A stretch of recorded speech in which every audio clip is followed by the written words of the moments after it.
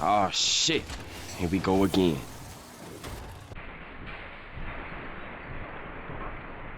Hey guys, Deva here, and today we have two builds for the probably best element, Ice.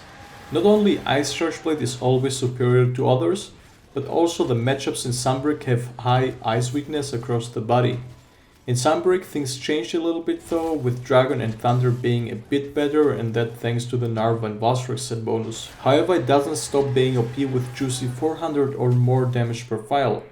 Both builds will have a no charm and a maxed out charm version, so people with in-between charms can have a base to build on. Let's get started. The strongest charge blade for Ice is the MHR Sunbreak with 71 element and a huge chunk of white to keep the DPS uptime. It only has a level 2 rampage slot, so we can't use elemental exploit and boost our element there. But it's fine. Instead we can use specific species boosting decos. This will boost your raw damage by 5 to 10% depending on the deco against the right matchups. For example, if you're fighting Rajang or something, you would go with Fanged Exploit, which is for Fanged Beasts. But since most ice weak monsters like Espinas or Diablos are anti-aerial and anti-dragon, you can go for that. Elemental files are supposedly unaffected though, because it only boosts your raw damage. The first build is a comfy no health loss build, but also no health regen.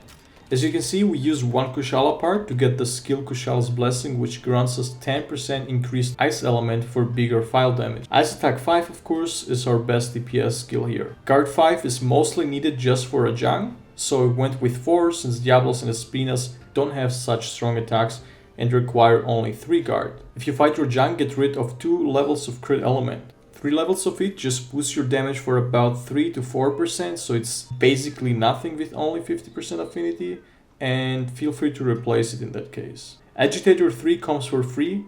Weakness Exploit 3 is always your second best DPS skill you can put on a build. Chain Crit 3 gives you a massive boost on element and row if you chain 5 attacks, which will be always the case since SAD hits 7 times, so the 2 melee hits and 3 files, and the last 2 will have a massive boost. Even the first one will have a slight boost.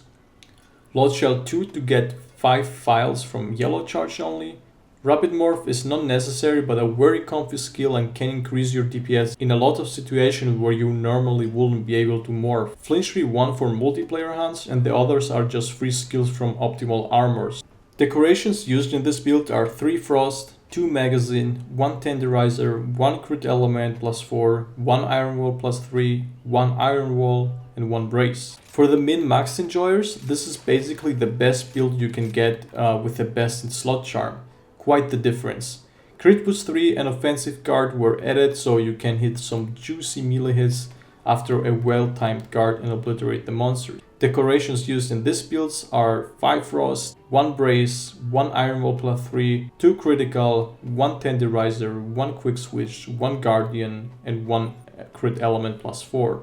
Moving on to build number 2, which is a health regen and health loss build. Dereliction level 1 will boost your element in price of constant health loss. So if you don't like it, get rid of it by removing the legs and replacing it with something else, but it's not really that bad because you're using Blood Rite 3 from Malzeno here, which allows us to regain health from hitting broken parts. Since you're going to have at least any charm with a slot, I recommend adding another level of Rapid Morph or Power Breaker.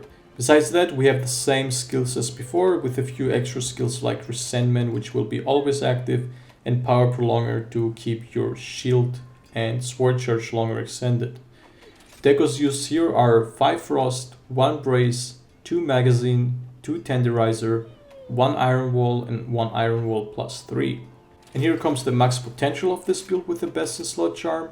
Gain in addition 2 Crit Chain, some Resentment, Agitator, and attack levels. Here are the decos: 5 Frost, 1 Magazine, 1 Crit Element, 1 Iron Wall, 1 Iron Wall plus 3, 1 Tenderizer, and 1 Guardian. 2 level 1 slots remain free for skills of your choice, or use something like Diversion for example, which pulls the aggro more likely to you when you're playing multiplayer. And you really do want aggro from the monster so you can counter it, because Chargeblade is a very counter depending weapon.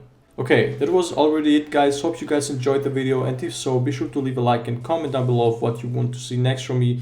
These videos take me a lot of time actually to make, I don't know, they probably seem short, 5 minutes, but it takes me about 2 hours to optimize and set search for them, finding what's the best possible combination, and then recording the audio, making it in-game, putting everything together in the video editor and editing for another couple of hours.